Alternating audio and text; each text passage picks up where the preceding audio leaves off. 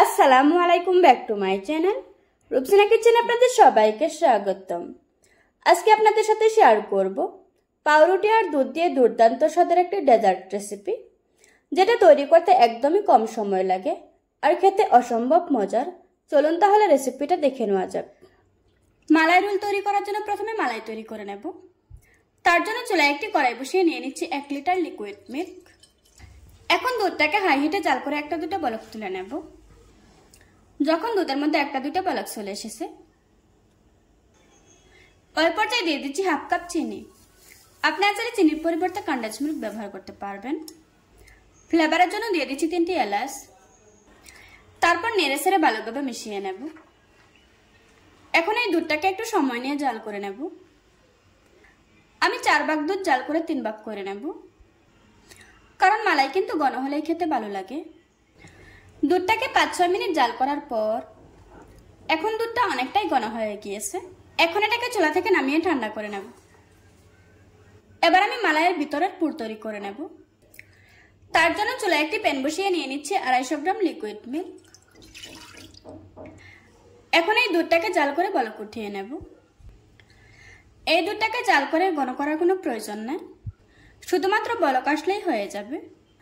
দুধের মধ্যে যখন বলক আসতে শুরু করবে, ওই পর্যায়ে মুখ ফাটিয়ে দিয়ে দিচ্ছি 2টো এলাচ আর দিয়ে দিচ্ছি 1 চা চামচ ঘি। আপনি চাইলে ঘিয়ের পরিবর্তে বাটারও দিতে পারবেন।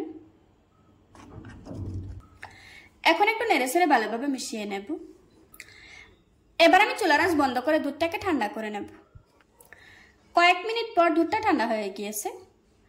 এখন এর মধ্যে থেকে এলাচগুলি উঠিয়ে ফেলে দেব।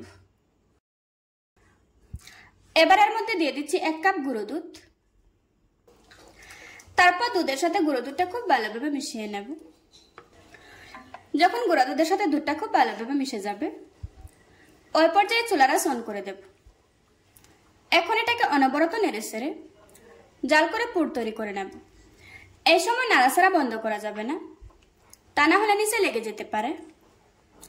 চুলার আঁচ মিডিয়ামে রেখে এই কাজটি করতে হবে। এটাকে এভাবে করে নাড়তে নাড়তে দেখা যাবে এরকম ঘন হতে শুরু করেছে।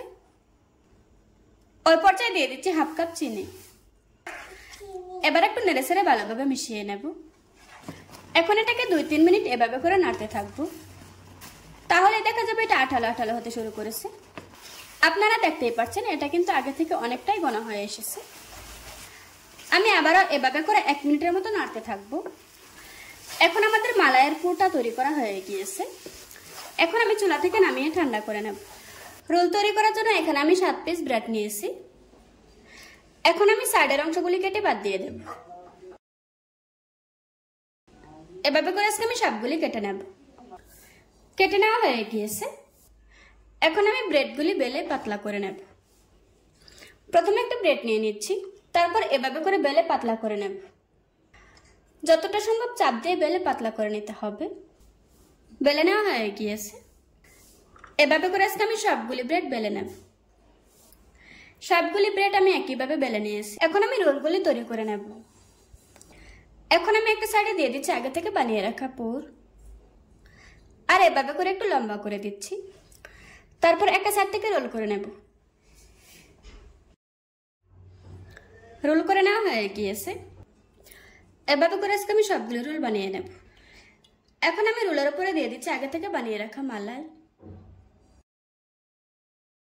দেখুন বন্ধুরা, আমার মালাই রোল তৈরি করা হয়ে গিয়েছে। আশা রাখছি আজকের এই সহজ রেসিপিটা আপনাদের কাছে ভালো লাগবে। ভালো লাগলে আমার চ্যানেলটা সাবস্ক্রাইব করে পাশে থাকা বেল বাটনটি অন করে রাখবেন। আবারও কথা হচ্ছে নতুন কোনো ভিডিওতে। ততক্ষণ সুস্থ থাকবেন, ভালো থাকবেন। আল্লাহ হাফেজ।